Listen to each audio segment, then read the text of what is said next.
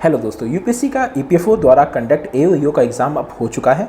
और दोस्तों, जैसा कि एओईओ एग्ज़ाम में आपने देखा होगा कि मैं और मेरी टीम ने पूरे वीडियो की सीरीज़ बनाई थी पूरे एओईओ के हर पहलू पर कि क्या प्रमोशन एस्पेक्ट होते हैं, क्या सैलरी होती है, क्या मेडिकल फैसिलिटी होती है, क्या जॉइनिंग होती है, जो कुछ भी था सब कुछ आपको A to Z हर चीज़ बताई गई। और देखिए दोस्तों, आपको पता है कि हम लोग पूरी एक सिलेक्टेड ऑफिसर्स की टीम है और उसी टीम के द्वारा हमने आपको जो भी डाटा दिया, प्लस जो मटेरियल दिया, प्लस जो गाइडेंस दिया, बिल्कुल ऑथेंटिक जानकारी हमेशा शेयर करी। मैंने आपको बताया था कि पेपर अगस्त के लास्ट में होने के चांसेस हैं, जो कि 5 सितंबर में हुआ।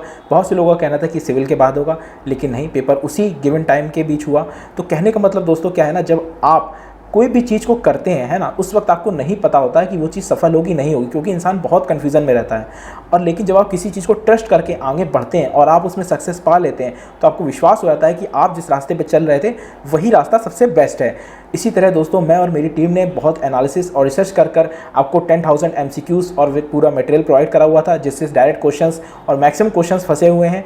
और देखिए दोस्तों, जब आप इस पूरी चीज़ को आप सक्सेस कर लेते हैं, तो मैं और मेरी टीम को भी आज कॉन्फिडेंस में है कि जैसा कि हम लोगों ने एओईओ की स्ट्रेटजी बनाई थी, सेम वैसे ही दोस्तों एपीएफसी में भी हम लोग को करना है।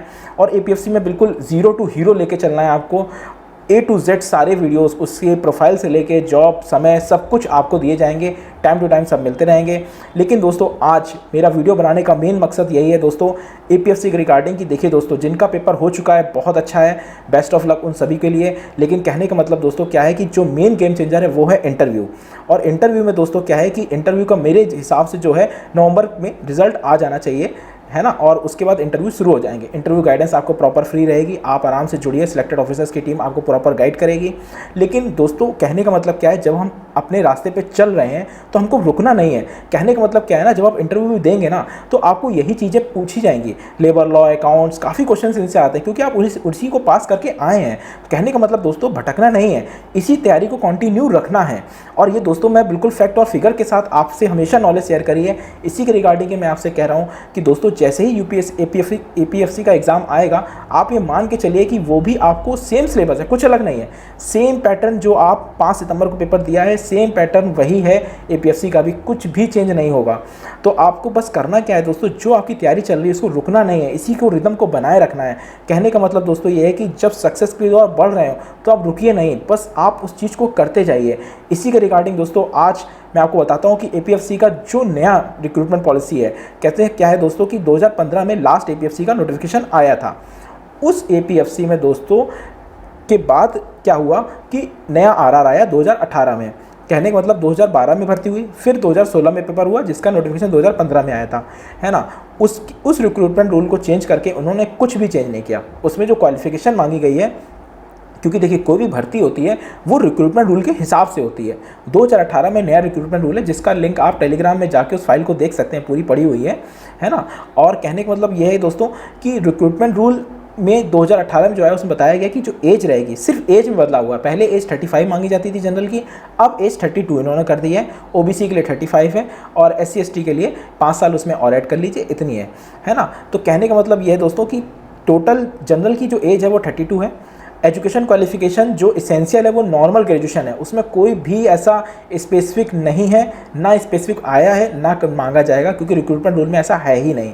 इसेंशियल क्वालिफिकेशन में कुछ भी स्पेसिफिक नहीं मांगा गया और ना ही कोई एक्सपीरियंस। कहने का मतलब दोस्तों ये है कि आप अगर नॉर्मल ग्रेजुएशन करे हुए हैं तो आप ये फॉर्म आराम से भर सकते हैं। और जनरल की एज 32 मांगी गई है, बाकी की इसी हिसाब से रिलैक्सेशन मिल जाएगा। दोस्तों, एपीएफसी में जो प्रमोशन है वो फिक्स होता है, उसमें समय फिक्स होता है। पहले वो समय 5 साल का था, लेकिन बाद में 4 साल कर दिया गया। जो 2012 में जो भर्ती आई थी उसमें जितने भी लोग थे वो 4 साल में प्रमोट होकर RC2 हो गए। उसके बाद दोस्तों जो 2016 में पेपर हुआ था, उन लोग भी 4 साल उनके हो चुके हैं, उनका प्रमोशन पूरा ड्यू है। अब देखिए दोस्तों, समझने की बात यह है कि जो डिपार्टमेंट में टोटल वैकेंसी नोटिफाई है वो 452 है, 452 है, जिसमें से 226 वैकेंसी डीआर के लिए नोटिफाई हैं। इसमें से आधे डीआर जो 2019 में RC2 हो चुके हैं, प्लस अभी जो करंट में 122 डीआर वर्किंग हैं, मतलब 226 सीट में से 122 अभी वर्किंग है, बाकी खाली हैं। और उसके बाद जो 226 में से 122 जो वर्किंग है, इनका प्रमोशन भी इसी साल नवंबर दिसंबर में हो जाएगा। तो कहने का मतलब जो देखिए दोस्तों, जो डीआर के एपीएफसी हैं वो रहेंगे ही नहीं, तो इसीलिए नई वैकेंसी तुरंत ही आनी है। और डिपार्टमेंट में जो मेन रोल होता है, जो स्टार्टिंग होती है एक वर्क की ऑफिशियल, वो एपीएफसी लेवल से ही होती है। तो एपीएफसी के बिना तो काम चल ही नहीं सकता है। और देखिए दोस्तों, पहली बात तो जो मैंने बताई एग्जैक्ट फैक्ट और फिगर, वो यही है, क्योंकि जब आप एक खुद सोचिए कि 452 वैकेंसी में 226 डीआर में से 122 अभी वर्किंग है, बाकी की पूरी खाली हैं। और प्लस 122 का भी ड्यू है, क्योंकि उनका भी 4 साल में प्रमोशन होना है। अब उसके बाद पूरी की पूरी 226 वैकेंट हो जाएंगे। एक तो ये बात हो गई। दूसरी बात दोस्तों, कैडर रिस्ट्रक्चरिंग भी पेंडिंग है। कैडर रिस्ट्रक्चरिंग में जो बात है उसमें यह है कि ईपीएफओ अपने ऑफिस को और एक्सपेंड कर रहा है, क्योंकि आप देखिए दोस्तों ईपीएफओ का ऑफिस बहुत कम है ना। जब ऑफिस भी एक्सपेंड हो रहे हैं तो उसमें पूरी डिमांड है कि जो टोटल ईपीएफसी वैकेंसी वो लगभग 1000 करनी है, जिसमें से डीआर की लगभग 500 है ना।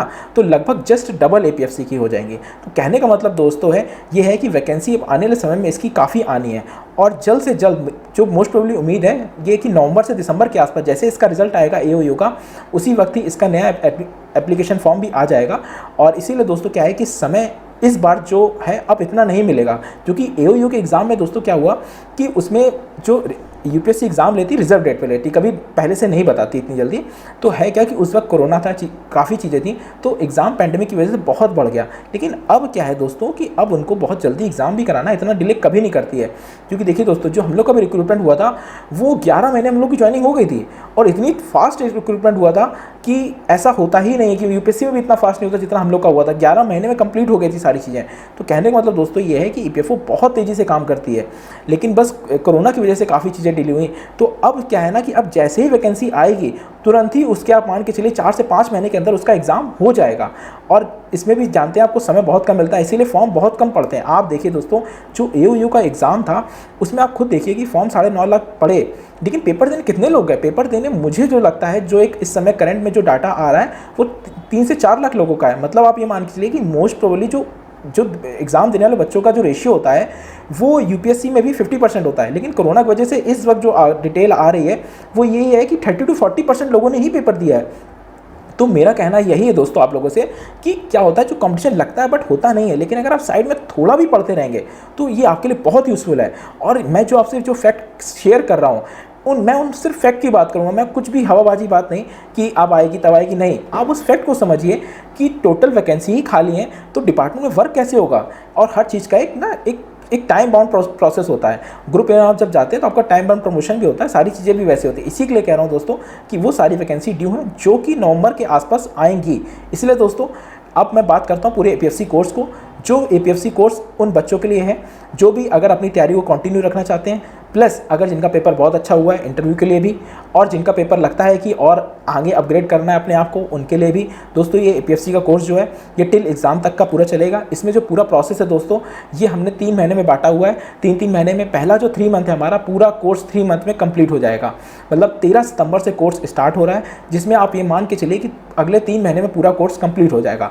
उसके बाद जो अगला 3 मंथ होगा उसमें सिर्फ टेस्ट होंगे, प्रैक्टिस पेपर होंगे। आपको है कि आप आराम से पढ़ते रहिए। जैसा कि कोरोना में बाकी लोगों ने देखा होगा कि एग्ज़ाम भले पड़ गया हो, लेकिन हम लोगों ने स्टूडेंट की कोई वैलिडिटी फिनिश नहीं करी थी। वो स्टूडेंट की वैलिडिटी हम लोगों ने पूरी बढ़ा दी जब तक एग्ज़ाम नहीं हुआ। और कहने की यही चीज़ है दोस्तों कि इसी तरह ही दोस्तों जो एपीएफसी का ये वाला एग्ज़ाम है जो हम करा रहे हैं, इसमें क्या है कि शुरू के 3 मंथ में पूरी क्लासेस कंप्लीट हो जाएंगी। उसके बाद आपका अगले 3 महीने में प्रैक्टिस होगा, फिर उसके अगले 3 महीने में आपका पूरा इंटरव्यू बाकायदा गाइडेंस जैसा कि एओयू में चला है सेम वैसा ही कंटिन्यू होगा। दोस्तों इस पूरे कोर्स में आपको 30 फुल मॉक मिलेंगे, प्लस 200 प्लस आपको सेक्शनल टेस्ट मिलेंगे। जैसा कि एओयू के एग्ज़ाम में भी हमने 200 प्लस बोला था, लेकिन वहाँ हम लोगों ने 300 प्लस दिए थे। ये चीज़ें ना समय के साथ साथ बढ़ती रहती हैं, और हमारा भी पूरा प्रयास रहता है कि आपको जो भी लेटेस्ट से लेटेस्ट क्वेश्चन हो वो दिए जाएँ। प्लस इसमें जैसा कि एओयू एग्ज़ाम में 10,000 प्लस MCQs बोले थे, तो वहाँ पे हमने इससे कई ज़्यादा दिए। और आपने खुद देखा दोस्तों कि उस 10,000 प्लस MCQs हमारे कोर्स से पूरा का पूरा पेपर आप देखेंगे कि मैक्सिमम क्वेश्चन आपको उसी से मिल जाएंगे।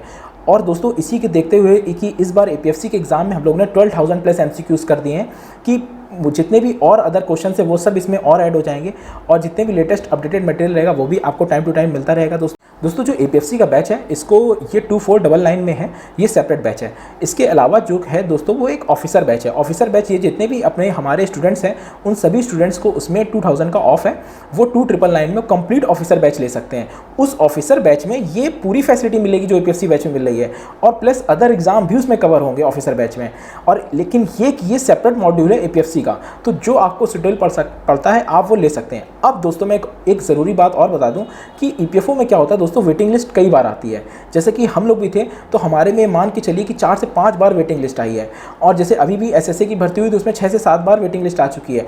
कहने का मतलब दोस्तों ये है कि 421 वैकेंसी जो एओयू के एग्ज़ाम में थी, तो आप ये मान के चलिए कि जब लगभग मान के चलिए कि कम से कम 200 से लोग और बुलाए जाएंगे। क्यों? क्योंकि मैक्सिमम बच्चों का सिलेक्शन कहीं और हो जाता है, कहीं छोड़ के चले जाते हैं, तो वेटिंग लिस्ट आती रहती है, वो भी कम से कम 2 से 2.5 साल तक वेटिंग लिस्ट आती रहती है। अभी रिसेंटली मतलब जनवरी में हमारे बैच में कम से कम 12 लोगों ने और ज्वाइन किया हुआ है। तो कहने का मतलब ये है दोस्तों कि ये जो वेटिंग लिस्ट का प्रोसेस है बहुत अच्छा रहता है इसमें ईपीएफओ में, कि फिक्स नहीं कि 421 एक दिन रिजल्ट आ गया आप खत्म हो गए, नहीं। अगर आपको मौका मिला इंटरव्यू तक, ये मान के चलिए, क्योंकि 3 गुने बुलाए जाते हैं, तो आप मान के चलिए कि जब से 1/3 का सिलेक्शन होगा तो आधे बच्चे और भी मान के लिए वेटिंग लिस्ट में आ जाते हैं। तो ईपीएफओ में एक बहुत अच्छी बात है कि वेटिंग लिस्ट जब आती रहती है ना, तो उससे क्या होता है ना, बहुत से लोगों को और मौका मिल जाता है। तो 2 से 2.5 साल तक ये वेटिंग का प्रोसेस चलता रहता है। इसीलिए कह रहा हूँ दोस्तों कि जो भी वैकेंसी आती है ना, उसमें आप 50% और ऐड कर लीजिए अपनी तरफ से, क्योंकि वो चीज़ें बढ़ती रहती हैं अपने आप। इसलिए दोस्तों ये जो पूरा कोर्स है अगर आप अभी से करते हैं तो ये मान के चलिए कि आपके लिए बहुत यूज़फुल रहेगा।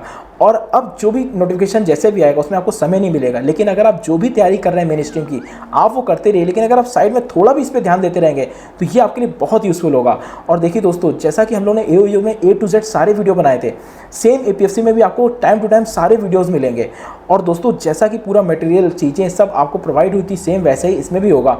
और ये विश्वास मान के चलिए, देखिए दोस्तों, जब आप कोई रास्ता चुनते हैं, आप उसमें सक्सेस होते हैं, तो आपको उस पर और विश्वास हो जाता है। जैसा कि मैंने हमेशा आपसे कहा कि अपने पे विश्वास रखो, एक बार सोच लो, फिर उस पर ट्रस्ट करके आगे बढ़ो। सेम वही दोस्तों हम लोग ने भी जो रिसर्च किया, चीज़ें किया, उसी पे भी हम लोग आगे बढ़े कि हाँ पेपर ऐसा ही आना चाहिए। तो आप देखिए पेपर लगभग वैसे ही आया है। मैंने कई बच्चों से बोला कि मिड वाले क्वेश्चन पूछ सकता है, इसीलिए हमने टेस्ट सीरीज में मिड वाले क्वेश्चन रखे थे। आप जीएस का पेपर या टेस्ट सीरीज हमारी उठा के देखेंगे जो हमने 10,000 दिए हैं, आप खुद उस चीज़ को एनालिसिस करेंगे कितने क्वेश्चन उससे फंसे हुए हैं। तो कहने का मतलब दोस्तों ये है कि जो भी एनालिसिस या रिसर्च होती है वो बहुत सोच समझ कर होती है। इसीलिए दोस्तों जुड़े रहिए साथ में, और सफलता कोई एक दिन में नहीं मिलती है, ये पूरा प्रोसेस है दोस्तों जिसमें कई रातें गुजारनी पड़ती हैं। इसी के साथ ही दोस्तों बेस्ट ऑफ लक।